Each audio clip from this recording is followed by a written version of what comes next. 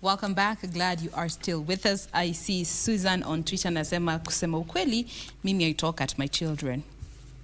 And these are the honest conversations that we want to have with you this morning. As a parent or a guardian, do you talk to your children, at your children, or with your children? Share with us your thoughts. I will be reading them as we proceed on with this particular discussion. In studio, we have Fred Abok as well as Joyce Mghoi helping us with this conversation, looking at how we can use communication to build on our relationships with children, and consequently we will not be seeing some of this unrest that we have been seeing in our country in our schools. Now, let me come to you, Abok, the aspect of listening. We heard from Joyce, it's not just a question of listening to respond, it's a question of listening to understand. What are your thoughts about our behavior as parents when it comes to listening to our children when they are trying to communicate with us?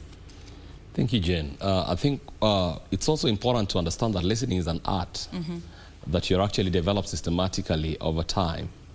And of course, most of the time is that listening needs to be approached with an undivided attention. Most cases when children are talking to parents, parents are either have a divided attention because they have a preempt response. So listening needs to be constant. Yes. Listening needs to be attentive. But also listening needs to be based on the grace that you listen empathetically, so that the person who's actually speaking to you get to understand that your emotions and intellect and all that is within you is listening. But of course, most cases actually we try to divert our attention because we think for our children the basic needs are already provided for. And of course, it's just a passerby. And so we try to watch TV as we listen, text on our SMS, on our phones as we listen. And this begin to develop an attitude on children that, you know what, parents are actually not concerned. And so there's no need of sharing.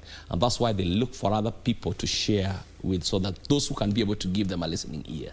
All right, I hear you, and that is actually one of the other aspects that I wanted us to look at, and I'm glad that you have addressed it, is the distractions that are there when our children are trying to communicate with us. And given you've addressed it, I want us to move on to another aspect, and this is the environment and what role it plays towards effective communication with our children.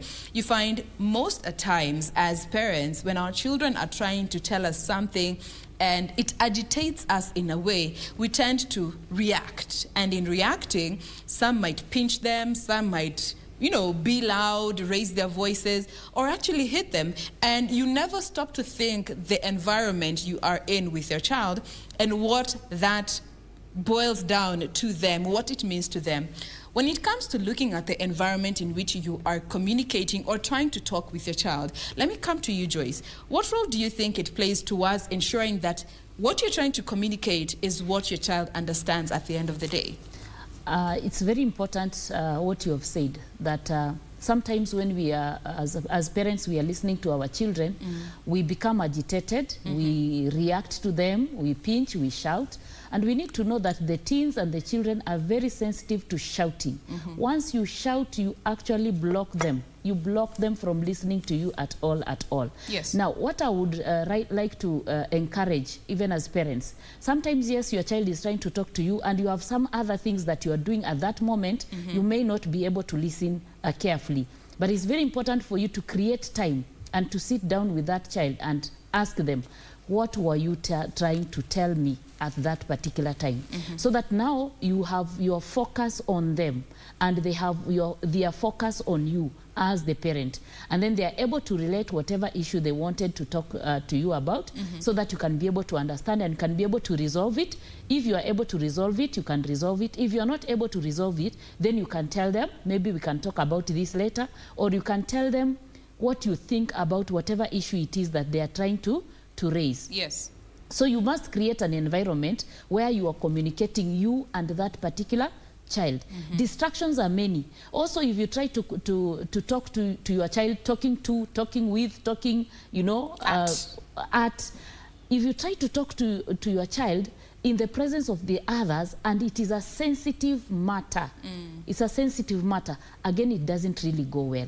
It can embarrass them. It can embarrass them. So it's very important for parents to be able to be very sensitive to their children. Yes. They have needs. that need to communicate to the parent, and the parent need to be available so that they can listen to them and they can be able to help them resolve those particular issues. The same to schools.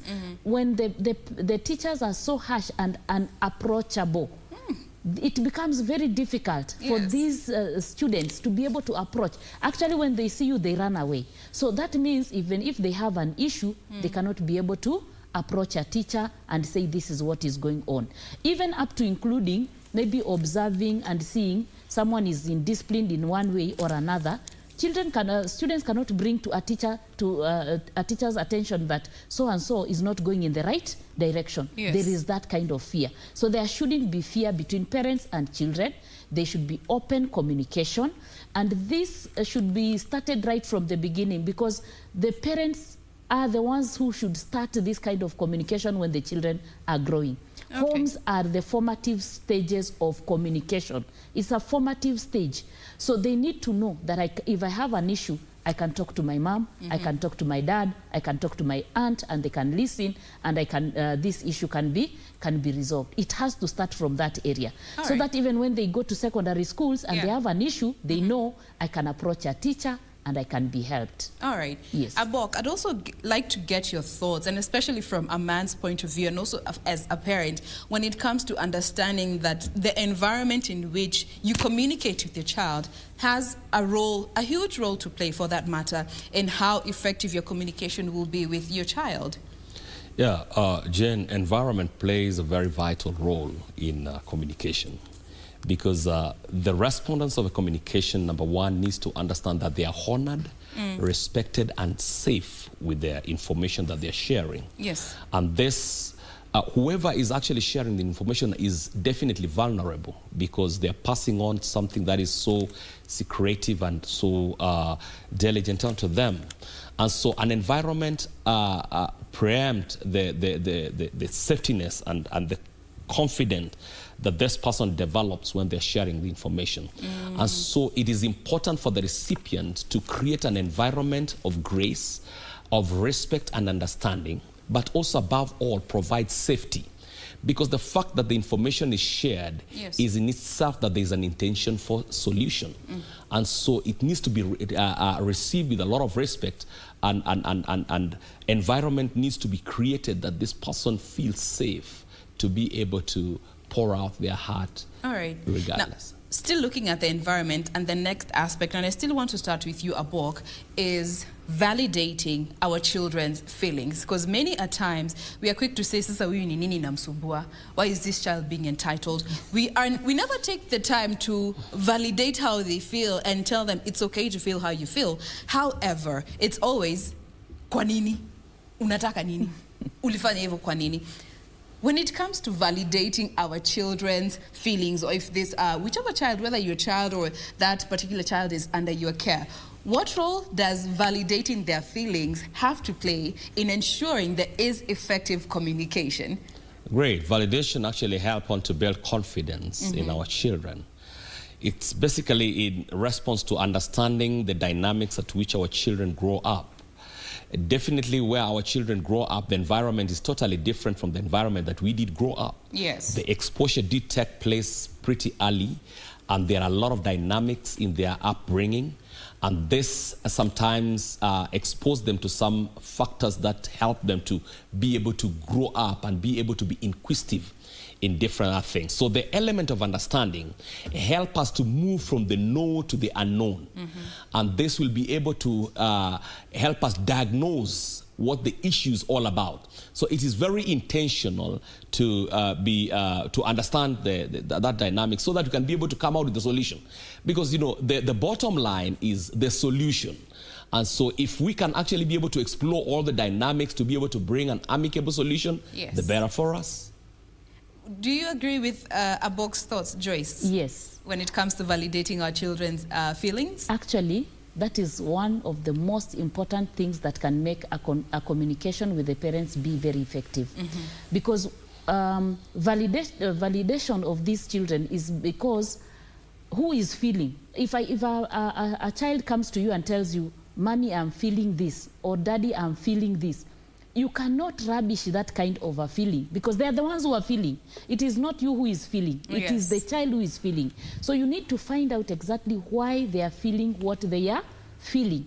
What is it that is making them feel the way they are feeling? So it's very important to validate, to say it's okay to feel this, and then explore all those causes or reasons why they are feeling like that, and then see how you can be able to help this particular child.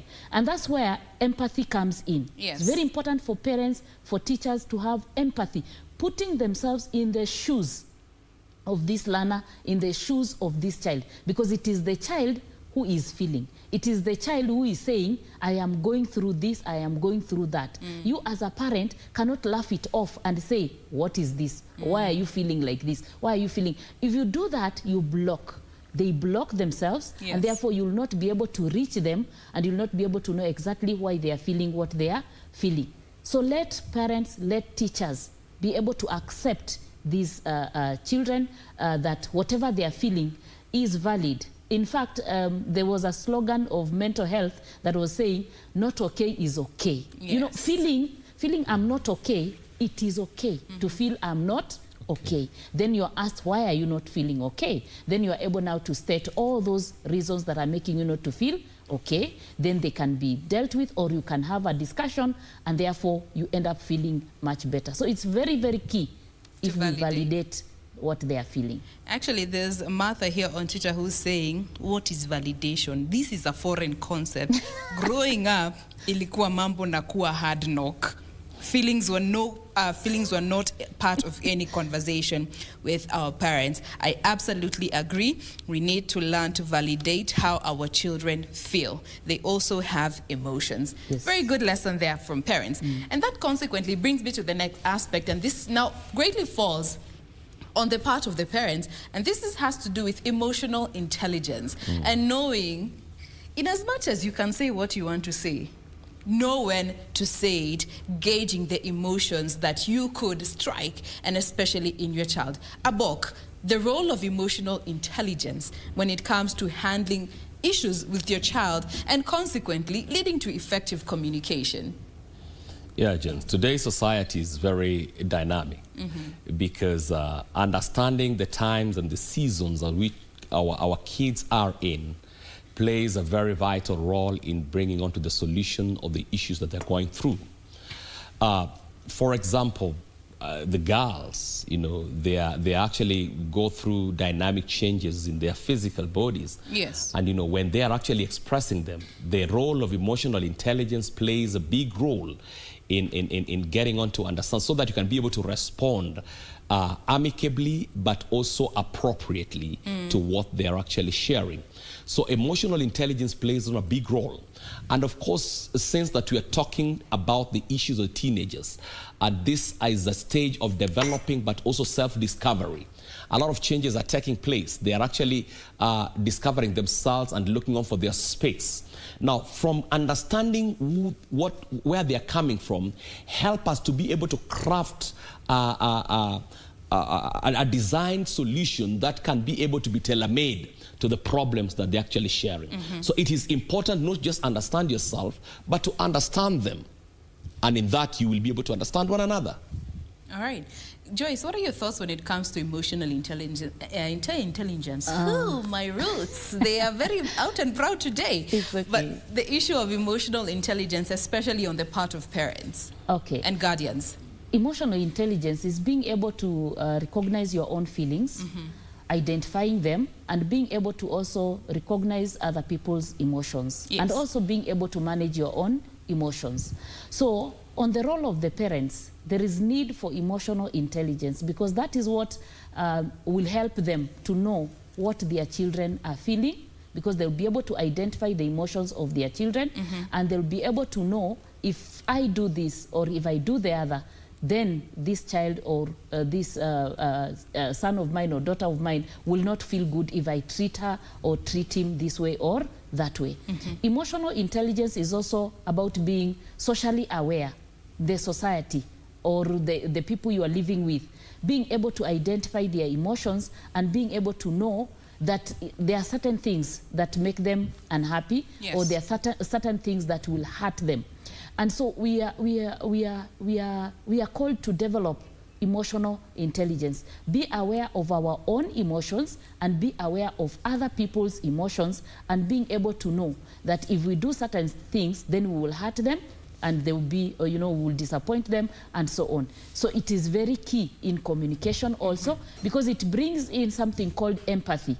Again, we have talked about that. Yes. Being able to put yourself in your child's shoe, being able to put yourself in your, in your neighbor's shoe, being able to know exactly what they are feeling is key for everyone to be able to develop emotional intelligence, because it helps you to be able to work with other people, to be able to relate with them, to be able to just live with people. Actually, you need emotional intelligence. Absolutely, and especially when it comes to your children. I mean, you as a parent or guardian are such a huge source of reference for so many things in life. Yeah. So knowing how to handle your emotion, and especially when you are on the extremes, is very important. We have Thuli Madonsela who says, practicing emotional regulation is important because if you don't, emotions can run wild and ruin your life and ultimately your child's life.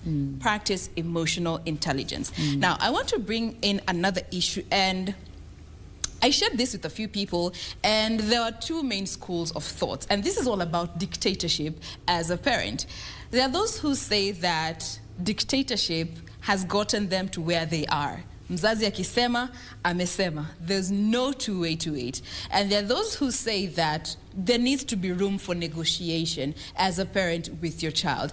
Wengine wanasema, remember, you are not this child's friend. You are their parent, and it is your responsibility to bring them up in the way that you feel best. Negotiations aside. Na kuna wale wanasema, ukali ni lazima.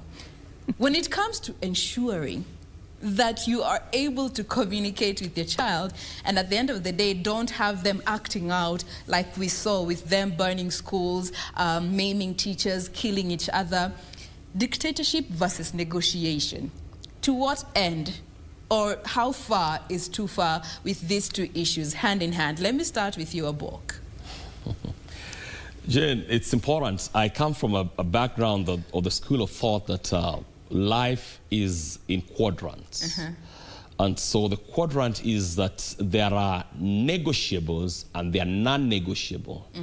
Bearing in mind that we are a component of a people who are actually composed of both the feelings, emotions, and intelligence. And so there are things that we need and there are things that we must have. And so for this, it is important to bring to an understanding so that, because the people behave in a certain way based on what they understand, not on the way they are tailor-made to. Because if you tailor-make them to behave in a certain way, then they will do that in your presence and they will do it opposite when they are absent from you. Now, we are actually sending these people, and our intention is for them to be independent and be able to behave. Now, what is happening here is you train a child on the way they should grow, and of course, when they grow, they don't depart from it. Yes. Helping a child to understand that watching this channel is harmful to your health, harmful to your emotional being. And you give them the reason, because I believe also that communication should be systematic, but also should be appropriate within a particular time. And so once someone knows the reason and the consequences of doing a particular thing, then they will abstain from it. Rather than saying, you know what, I don't know why you're telling me not to touch fire, yet I do not know how the fire look like. So they will always be attempting to touch fire when you are not there. And so I believe that the quadrant of negotiables and non-negotiables are very important. That we say, you know what, this one, the consequences are this. Because I admire a scenario whereby I found someone saying, you know what, a child telling a visitor in their home, in our house, we don't watch that. And we don't watch it because of 1, 2, 3. Yes. And they know very well. Because that channel will always flip up. But in a scenario whereby they watch blue movies, and when you arrive, and because you are a macho man, they run to the bedroom, they will please you definitely, but that is not actually who they really are.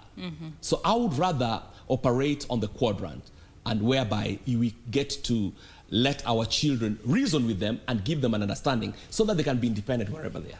Negotiables and non-negotiables. All right, let me come to you, Joyce. And before you get to respond to that answer, is it okay for children to fear their parents to some extent? To some extent, yes. It's important for them to fear their parents to some extent, but not the fear that will make them not to operate. Yes. No. So the issue of dictatorship and the issue of negotiation, actually there should be a middle ground. If you are purely a dictator, dictators don't explain why they have given this rule or that rule. Yes. It just has to be obeyed. But you need to sit down with them, have a dialogue with them, so that you can explain to them, just like Mr. Abok has said, you can explain to them why they need to obey certain rules. They need to know why they need to obey certain rules. In that way, even if they disobey, they will be able to know why this rule is there.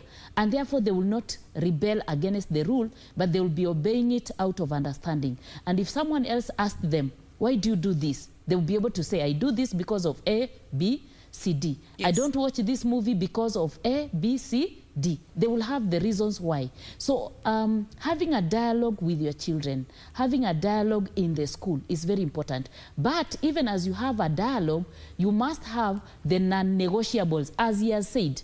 There are those things that you will explain to them, and then you will tell them, for this one, there's no two way. We must just do this this particular way. The reason also being, you know, parents, someone said that even if a youth is standing, there are things that they can't see when an elder can see when they are seated down. Someone said that. So what we are saying is that when a parent says, don't do this or don't do the other, there is a reason, and a very good reason.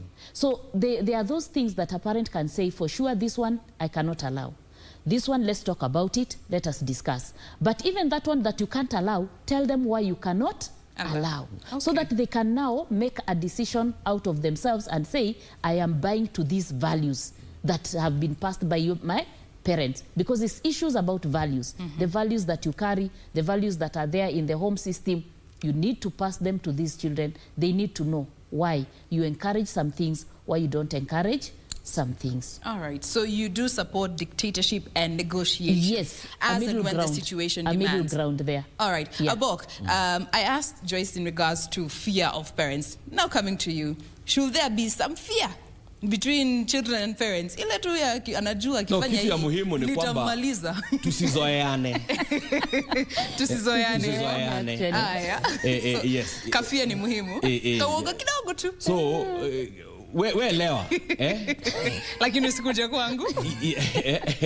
The fact that we are telling stories and we are discussing football, soccer, and we are discussing how school was, tusizoeane. Yes. Okay. You know the boundaries. You know the boundaries. Yes. Totally. Yeah. Okay. Hapa ninaona DJ Fragmo anasema parents should first create a friendly, conducive environment for their children in order to talk freely and share whatever is disturbing them. Nikona William Wambui amesema, I really agree with Joyce's sentiments. Keep up the good work and congratulations. Allow me to say good morning. Okay, goes on to send his greetings. Agreeing with what you were saying when it comes to issues to do with dictatorship and negotiations. Now, this brings in the element of trust as part of communication with your children. And how soon, as a parent or guardian, should you start building trust with your children, especially when it comes to what they say to you in confidence? Because many a times, your child can come and tell you, nakwambia usiambie daddy, ama usiambie mami. They trust you not to tell your partner, but you must tell your udaku partner, your prayer partner. Na umwambie, usimwambie nilikuambia. But then again, of course they don't know, but issues to do with trust, building trust with your children as part of communication, and how early should you start it? Joyce? I think this should be started as early as possible. I said, the parents and the home is a formative stage of behaviors, formative stage of communication and all that. So this should be started as early as possible. As they are growing, let them be able to know that they can trust you and let them also be able to know that you can trust them. Yes. So that when you tell them to do something, you communicate to them that I trust that you're going to do this. I trust that you will do this. So it should start as early as possible. But now when it comes to issues of when they come and confide with you and tell you, don't tell dad or don't tell mom, I think there is need for discussion. Because what is this that is okay for me to know, okay for dad? There are some things that you can agree with because you see no harm. Yes. If there are things that they tell you and they tell you don't tell dad, and you as a mother you can see there is no harm, there is no harm in this, then it is okay. But if there is harm, you need to discuss with them and tell them, now this one we cannot hide. You know, you cannot sweep under the carpet things that will blow up in future. Yes. And then it will become like your mother knew or your father knew, you know. Or it breeds animosity. It really brings even division in the family. That the daughter is doing her things with the mother, the son is doing their things with the father. It brings division in the family. So you need to know what is this that they want me to know, but they don't want the father to know. Be able to discuss with them and to be able to identify, because there are things that you cannot allow them to tell you, and then they tell you don't tell dad, and you agree with that. You need to discuss with them and tell them you need to tell your dad this. Find time, find confidence, you know, gain your courage and tell your dad, even if it's something which is sensitive. Abok, the same comes to you, and especially those, you know, daddy-daughter conversations, mommy-son conversation, or dad-son, mom-daughter. Some of those I'm sure at one point or the other, your child or part of your family might have told you, usiambie mom hii, unajua ukimwambia mimi, that's the end. And consequently, they feel that they trust you more as opposed to the other person. When it comes to helping build trust, to ensure that communication is never a problem with your children. Jain, you know, we grew up in those houses that had no ceiling board, eh? Yes. Now you discuss something with your dad in the sitting room. Mama, then when they go to the bedroom and then they talk loud. Then they say it, so and so say it, and I should not tell you. But so you grew up. You say, did I just not say don't tell? And you hear them telling story. You are still in the sitting room, but you see them telling story in the bedroom. Now, what is happening is that children have actually become very scheming. When they tell you don't tell, they will also go tell the other one and they say don't tell. So what they actually they are testing your capability of keeping their secrets. Of course, it is essential for understand that the children to understand that as parents you're playing one team. When it comes to parenting. And play it to an extent that they know that there is nothing that can be secretive between you. And so even if they're confiding in you, they're confiding in you for a particular remorsefulness and understanding, but they know that at the end of it, this information will have to actually reach either their dad or their mom. But also the level at which you can be able to promise trust is the level at which you can be able to promote vulnerability. So also be very intentional in the way you listen. To what extent are now a child trying to confirm to you, please don't tell so-and-so? Is it so exposed to an extent that they know that you always have that weakness? Especially praying parents. You know? I wanted to say something, Jain. Yes. Let children confide in their parents or the parents that they feel comfortable with. Let the parent be able to empower this child to be able also to tell the other parent. Again, let's not be parents where your daughter comes, tells you something, immediately you have told your, you know, then the child feels hurt, feels disappointed because they are not ready. So you need to prepare that child who comes to you and tells you, Mom, I have this, but I don't want you to tell dad. It means they're not ready at that time to tell their dad. But so you encourage them too. You encourage them and you empower them so that they can share with their dad. But don't be immediately you're told, immediately you... That way you will even be making them not to come to you when they have an issue. So slowly builds mistrust. Some kind of trust and listening to them is encouraged. But build them and tell them, I think this one, you need to tell your dad or you need to tell your mom because of this and that. So you empower them so that they can be the ones to share with their dad. Not you, you've been told, you rush there, and they will not build trust. Tomorrow they will not come to you when they have a problem. But encourage them until they're able to tell their dad, so that there are no secrets in the family, especially those that are going to blow up. There are other things that they can tell you that are comfortable to just keep quiet about them, but there are those that you really cannot keep quiet about them. All right. But you encourage them to talk themselves. And this also goes a long way to encourage your children to trust each parent. Yes. Now, as we close this conversation in under 2 minutes, let me start with you, Abok. Why is it important as a parent to learn to talk with your child as opposed to talking at your child or to your child? The big picture, Jain, is important to understand, just like Joyce had said, that parenting homes are a formative stage. It's important to have the end in mind and get the big picture of a child. Yes. The sense Swahili, mtoto uleavyo ndivyo akuavyo. Definitely this child will one time be a parent. And chances are very high that they will parent their children basically the way you did parent them. Yes. And of course, if you want them to be able to understand dynamic, it is good to encourage the voice of reason. Okay. The reason why we are in a quagmire as a nation today is because the voice of reason is undermined and people do things that look favorable to their own eye. Are we able to come into an amicable understanding and be in a situation whereby we can say, is there a way out in this issue?